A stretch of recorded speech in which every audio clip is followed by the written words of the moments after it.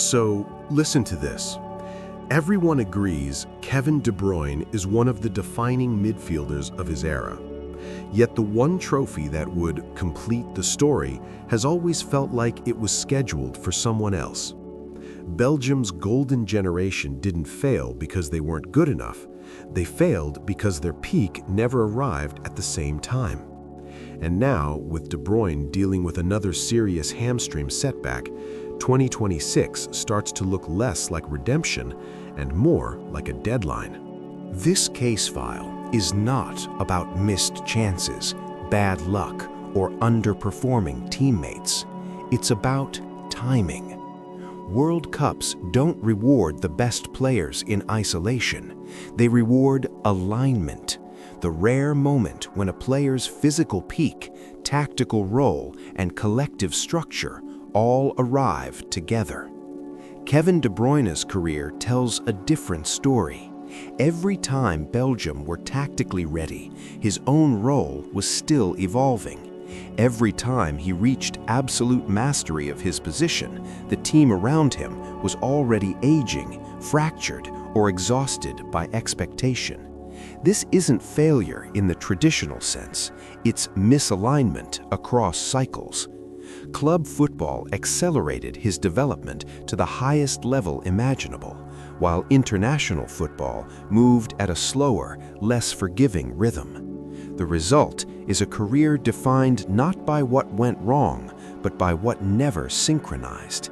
And that distinction changes how we should judge everything that follows. Belgium's so-called golden generation is often remembered as a paradox. On paper, it looked unstoppable, a core of elite players spread across Europe's biggest clubs, entering major tournaments with quiet confidence rather than desperation.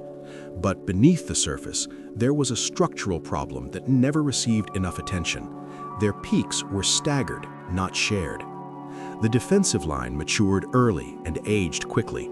By the time the midfield reached its most sophisticated phase, the backline had already begun to slow.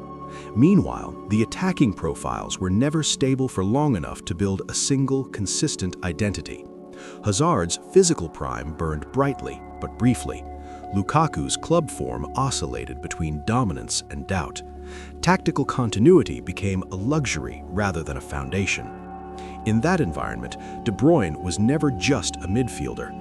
He became the connective tissue holding incompatible phases together. Early in the cycle, he was still learning how to dominate games without overextending himself. Later, when he mastered tempo control, spatial manipulation, and risk management, the collective energy around him had already declined. The team didn't collapse, it simply drifted out of sync.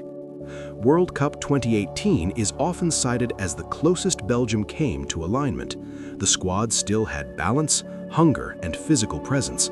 But De Bruyne at that moment was not yet the fully evolved conductor we associate with his later years. He was influential, intelligent, decisive, but not yet the player who could bend entire matches to his rhythm for 90 minutes without compromise. Belgium were strong, but not structurally perfect. He was brilliant, but not yet complete. Fast forward to Euro 2021 and the imbalance flipped. De Bruyne arrived with a far deeper understanding of control, efficiency, and selective aggression. He no longer chased influence, he dictated it. But the team around him had begun to show fatigue. Tactical cohesion cracked under pressure, and physical margins shrank. The collective could no longer absorb moments of stress the way elite tournament winners must. By World Cup 2022, the misalignment was impossible to ignore. Experience outweighed intensity. Familiar names remained, but the internal rhythm was gone. De Bruyne, now at the peak of intellectual mastery, found himself orchestrating a team that could no longer respond at the required tempo. It wasn't a dramatic fall, it was a quiet realization that the window had already passed. This is what makes Belgium's story so deceptive. There was no single mistake, no defining injury crisis, no clear tactical betrayal, just a slow erosion caused by asynchronous development. And in international football, timing is unforgiving. You don't get to pause one phase while another catches up. You either arrive together or you don't. De Bruyne became the symbol of that problem because he lasted the longest at the top. As others declined or plateaued, his relevance only increased. Ironically, that longevity amplified the sense of disappointment. The longer he remained elite, the more obvious it became that the collective moment had already slipped away. This is why judging Belgium purely by medals misses the point. Their golden generation didn't fail due to weakness. It failed because football history doesn't wait for synchronization, and De Bruyne, caught at the intersection of multiple cycles, became both the engine and the witness of that delay. At club level, Kevin De Bruyne exists in an environment designed for precision. Everything around him is optimized. The spacing is rehearsed. The movements are predictable in the best possible way.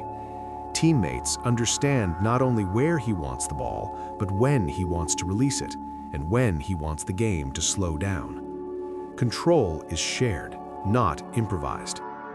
International football offers none of that luxury. With Belgium, De Bruyne never played inside a system that truly revolved around his strengths for long enough. Training camps were short, tactical repetition was limited. Roles shifted from tournament to tournament, sometimes from match to match.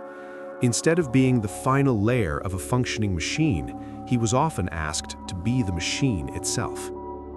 This difference matters more than people realize.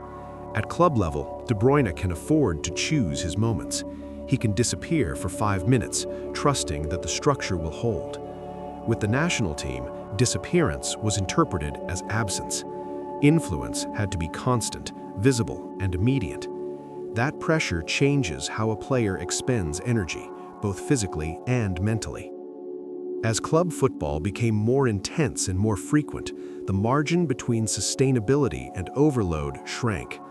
De Bruyne's value made him indispensable. His minutes accumulated not because of poor management, but because excellence demands repetition. The better he became, the harder it was to rest him, and the harder it became to transition seamlessly into a different footballing context every summer. This is where the hidden cost emerges. Not injury alone, but adaptation fatigue.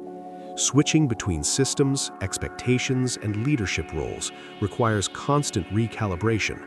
At club level, De Bruyne is a specialist operating within stability. At international level, he becomes a generalist tasked with solving problems on the fly. The contrast is cruel.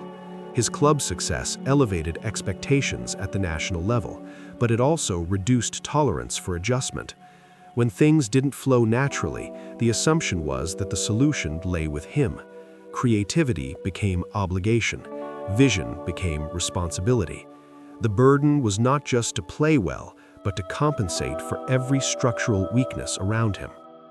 Over time, that dynamic erodes margin, not dramatically, not publicly, but internally.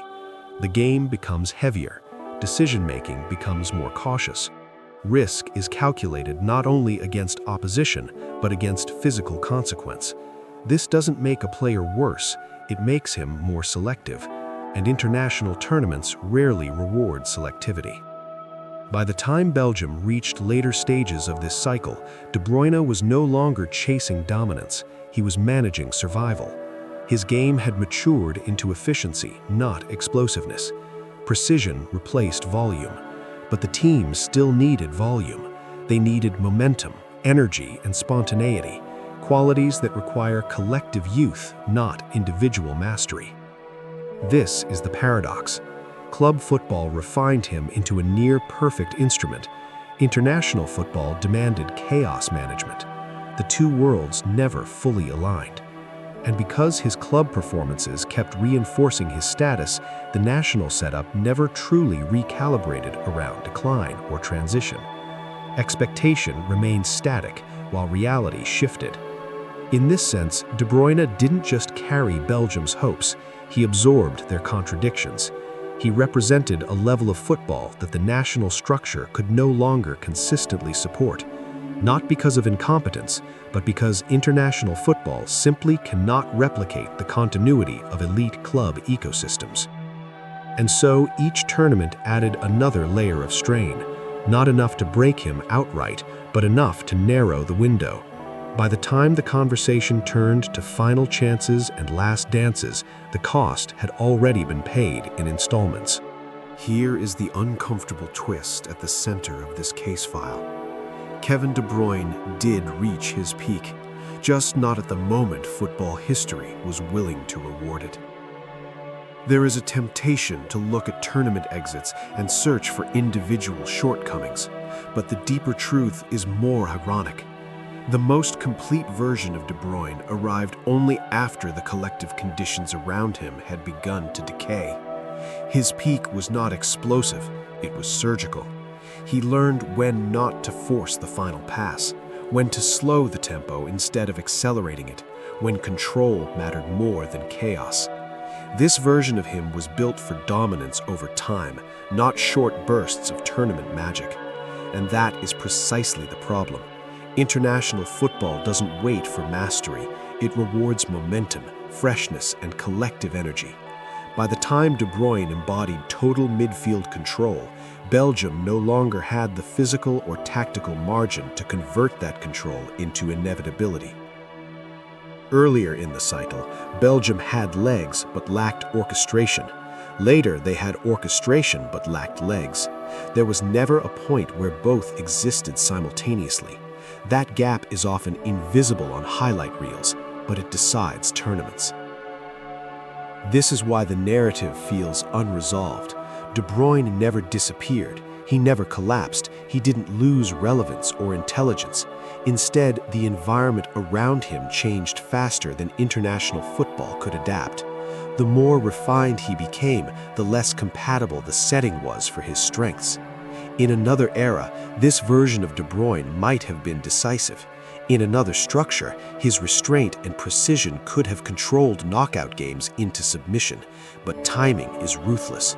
Football history does not retroactively reward evolution, it only acknowledges convergence. So when people speak about last chances in final tournaments, they are often too late. The defining moment isn't the last World Cup, it's the one that arrived just before everything aligned or just after it fell apart. De Bruyne didn't miss his moment. His moment arrived slightly out of phase with everyone else's, and that misalignment is far more tragic than failure. World Cup 2026 will be framed as opportunity. Expanded format, more matches, more room for experience to matter.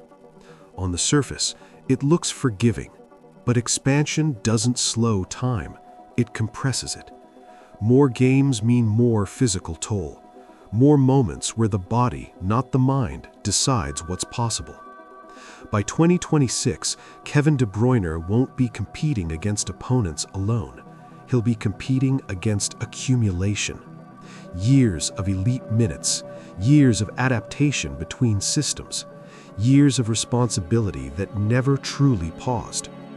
Experience may sharpen decisions, but it cannot restore elasticity, and international football is merciless in that regard.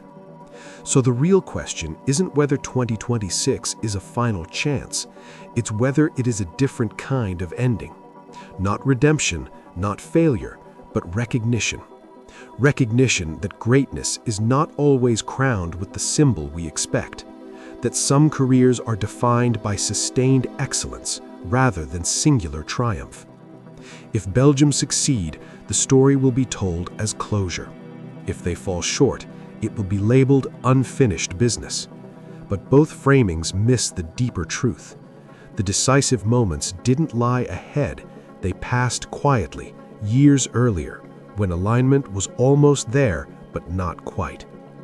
World Cups don't judge talent, they judge timing. And sometimes, even the greatest players arrive just a fraction too late.